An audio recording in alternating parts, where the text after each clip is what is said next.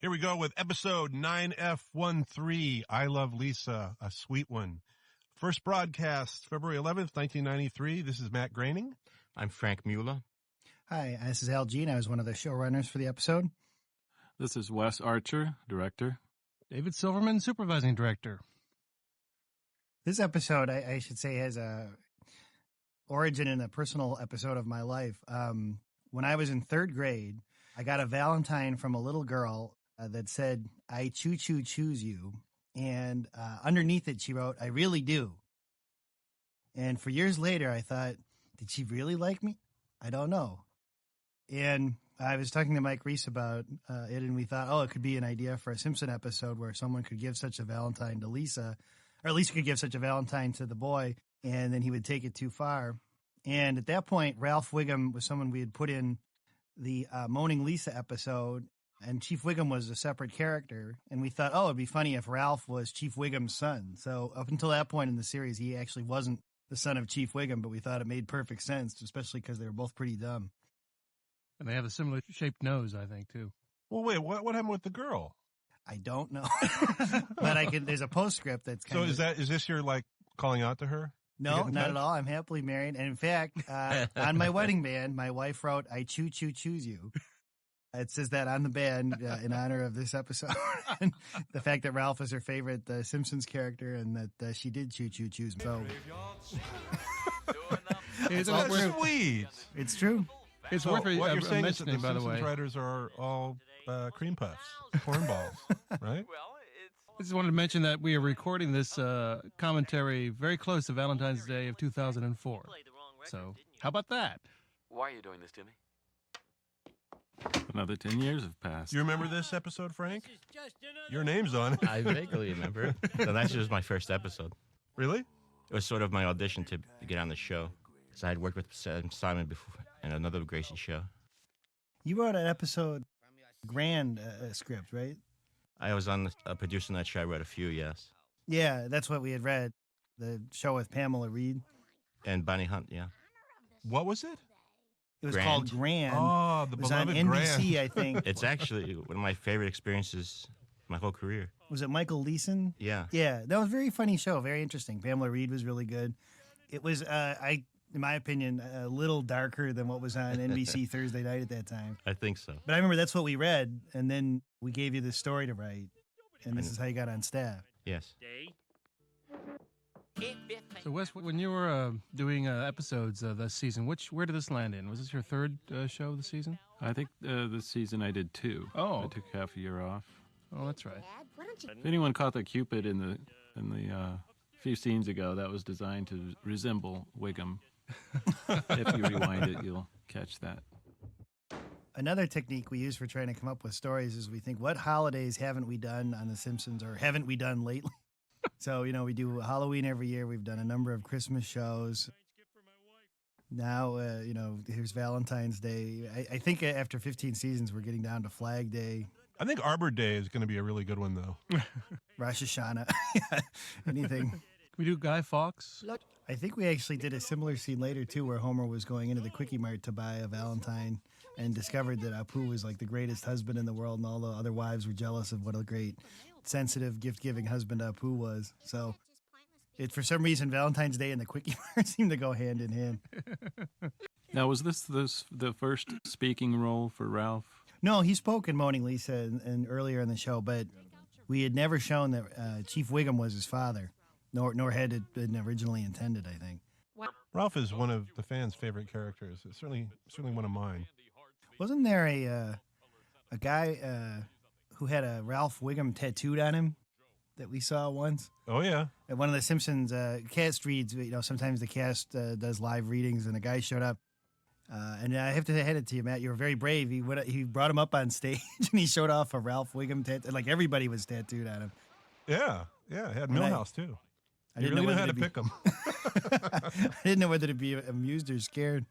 Cool, I broke his brain. I remember after this episode aired, somebody wrote into the show and said, I'm a Vietnam veteran, and I was watching the Valentine's Day episode of your cartoon, and I saw this horrifying Vietnam flashback. Did you really think this was funny? This horrible experience. It was a riff on Apocalypse Now. And Oh yeah, no, that's what it's. if you look but closely, there's a little photo of Colonel You should have Kurtz sent back a in the note saying there was no Vietnam sequence in this episode. Well, my brother Mark, who is a Vietnam vet and who's one of the few members of my family who I've not ruined by naming a Simpsons character after, loves this episode and loves this show. I don't know if he loves I don't this think I've episode. ever I don't known think you he's had ever a come brother to- Mark. Oh, yes. That really does show the difference But was that the first of not naming. Vietnam flashback for Skinner?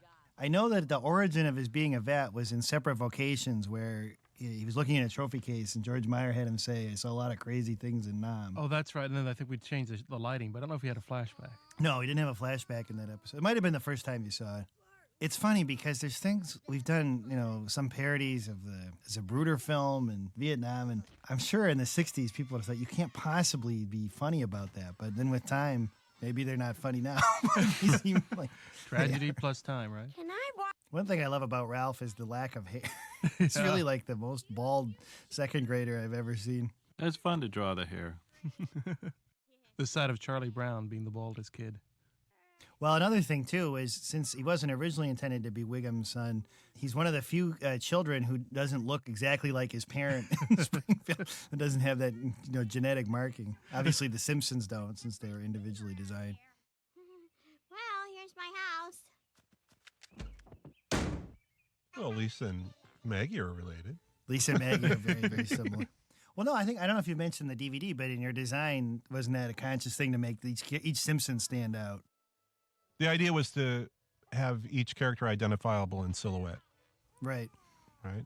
And also, when in any crowd, they seem to stick out. Right, and also, yeah, no other characters can out-Simpson the Simpsons. So no woman is supposed to have hair taller than Marge, and no other male is supposed to have the two little hairs on top of the head. Yeah, I remember. Although early, we did make mistakes back at the beginning. Yes, we did. We had some, I remember, kids that had the spiky hair in the backgrounds, and we took those out because you just did think, oh, well, it's Bart sitting there. It's so distinctive. Here again, this is where we're just using Krusty to do a lot of showbiz jokes, particularly Tonight Show jokes. That's actually a parody of, on the Tonight Show anniversary special every year, Johnny would show a clip of Ed McMahon when he, I guess, was really drunk. I mean, it was just clear Johnny was just making fun of him. And, oh, you're funny tonight. Life have been without it. So, Wes, do you remember this episode? You've done so much animation. Yes. You do. Yeah, it's all a blur. It is? I, of course, remember it, but I'm this is not a sure question what I have you're for both of asking. you guys as animators. Do you And if that doesn't work, do you recall like the specific agony or joy or whatever the emotion is I can of the list all the specific words. scenes? I do recall drawing certain scenes and not drawing others. Uh-huh. More hands-on certain scenes. This scene, I actually posed this scene out myself. I remember this was a good deal of work. Sometimes very small actions can be the biggest a challenge, really, to get characters to do smaller actions like this cracking the nut sequence in a convincing way. Yeah, I because find it's not real broad. looking at animatics, even colors, like the hardest thing sometimes is just to go, oh, he looks surprised, or he Yeah. looks, a little bit skeptical. Like you can write it, but to see it done is very tricky. Yeah, and it's also harder when you see it in the animatic and it's not fully animated, but when it's animated, that a subtle expression like that becomes more apparent than just a still drawing. I like, by the way, in the previous shot, Wes, where you had Wiggum going off screen to shoot at the nut, just seeing his arm, and Ralph reacting, just sort of nonchalant. That, of Yeah, we course, had was that, that was a big right. reveal scene of that's where Wiggum is. Oh, look, Wiggum is Ralph's dad. We had an Al Hirschfeld drawing of Krusty. You knew Al Hirschfeld, right, David? A little Yeah, bit? I did the Al Hirschfeld impersonation drawings because I was a big fan of Al Hirschfeld, and I got to meet him later on through Eric Goldberg, who used Al Hirschfeld's style when he designed the genie character for Aladdin. And I decided I didn't think I was going to get famous enough for him to caricature me, so I actually decided to pay him to caricature me, which is something he does. That's what he did to, supplement his income. Didn't just make money off of working for the New York Times. How much Have did I he seen charge? that one? Was it you with a tuba? Yeah, I think it was about, it's about $8,000. 8,000 for a caricature. Yeah. Wow. He just did it on the sidewalk. With a tuba. Yes, with a tuba. Does this kid reappeared? No, We have not seen this kid ever again. he was. No one has he, had this kid tattooed. He was set up just to be like this incredible actor who lost the part to Ralph, and we really haven't had that much call for him. He hasn't become another Martin Prince or anything like that. Later on, we had a Sinatra type kid that was in Lisa's class too, and we haven't seen him since. I like that kid on the right, the way he looks. It's like that baby on Family Guy. He does sound like that Stewie. That's true. We got a lot of stuff from Family Guy. We stole it and went back in time. Don't embarrass me. I think this is also partly from a lot of the writers' experience, just of not being so successful dating-wise sometimes. Just the idea that you're interested in someone and she's not so interested in you. I think that's one reason why this commentary is so quiet, because We're all crying. yeah. Actually, I always thought of myself as a Sean Connery type, but I adjusted for this. But remember, we had a writer's assistant, Lana Williams, who used to refer to us as the millionaire nerds. So that Well, she was That's a his little runner-up girl, Miss Junior Miss, so I guess her verdict was valid. You do mean stealing, don't you? Well, actually, it's not as bad as stealing. That but diploma my is funny on so many different levels. I know stealing a diploma to put it on your wall is one of the stupidest crimes.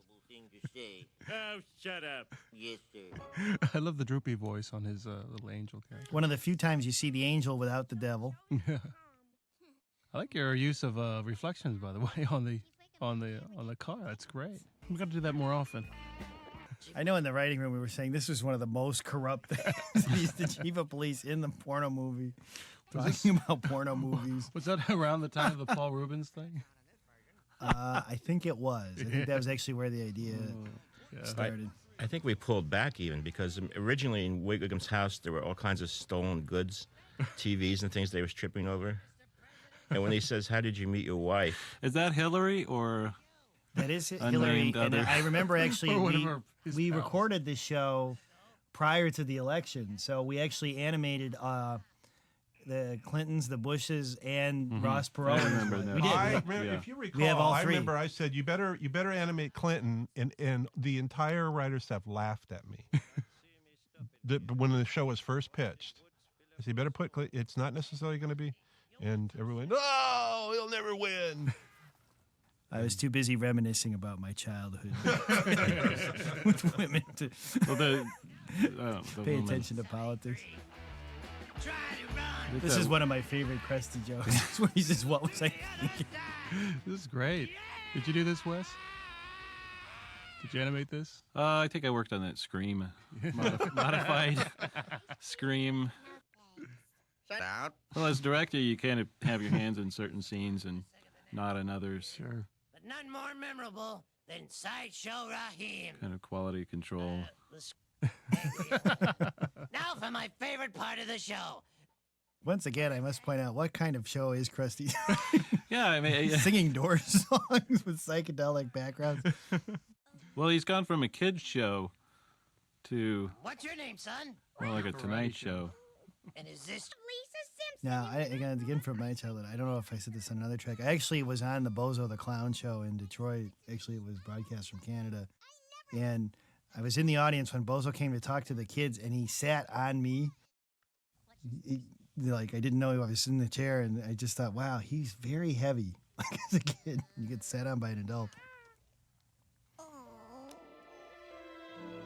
Well, that was interesting.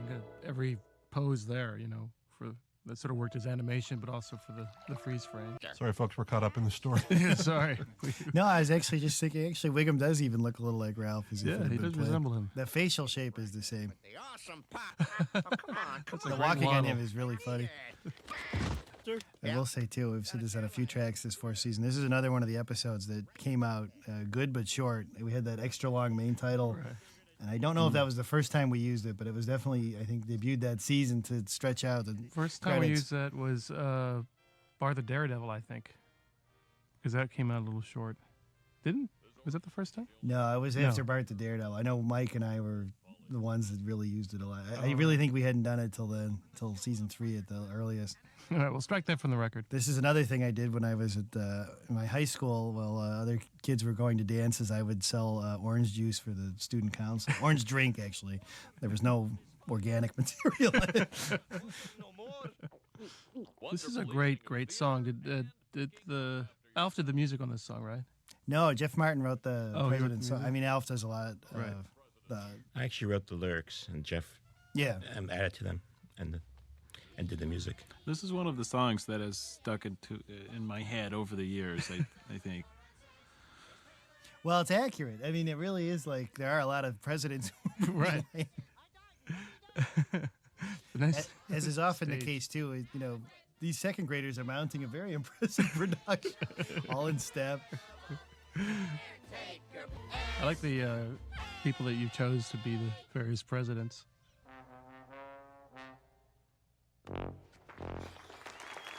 I do know that was Tommy Johnson on the tuba, When by you the way. guys approved this design, there was a good deal of amazement on my part.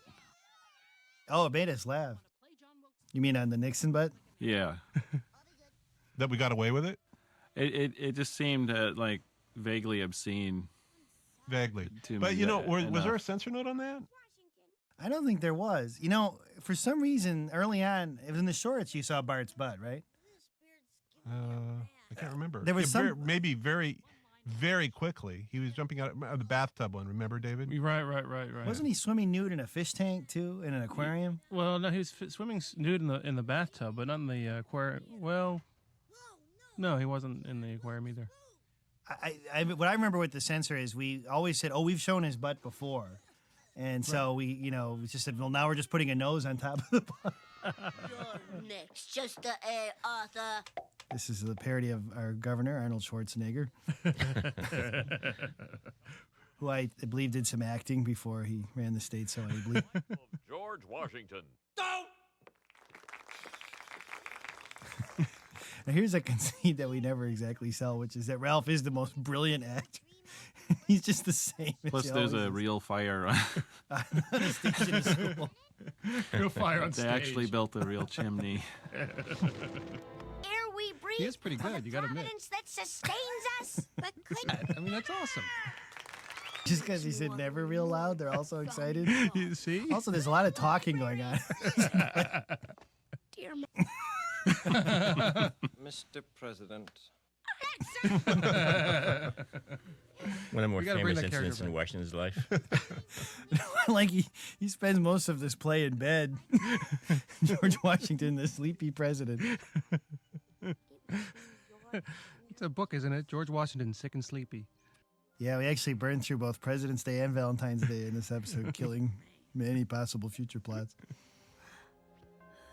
Yeah, Washington was bled to death. Yeah, what I've read is that Yeah. if he hadn't seen a doctor, he would have lived a lot longer. He actually did not have a fatal disease. That the doctor killed him. We're giving him some fatal leeches. Yeah, he just had a cold. That's it. Anybody write complaining about our use of Teddy Roosevelt to sell orange drink? No, except for that Vietnam flashback. Nobody really had any complaints. great in my hands. Now, that card I have millions of. I guess we're wrapping up a beautiful commentary to this beautiful, beautiful show. It's so touching, folks, that we just can't think of what to say. Yeah, I remember we were debating a little when we were doing this whether we could just like hear the music and then do the animation that long without a big joke. And we did decide to just go out sweetly. Well, that's a good way to go. Also, we were short. The reason for everything we did. And we couldn't think of anything else. Worst audio commentary ever. Oh, I don't know. I've heard worse. Well, thanks for listening, and listen to another one. I'm sure it'll be just Tune as in good. next time.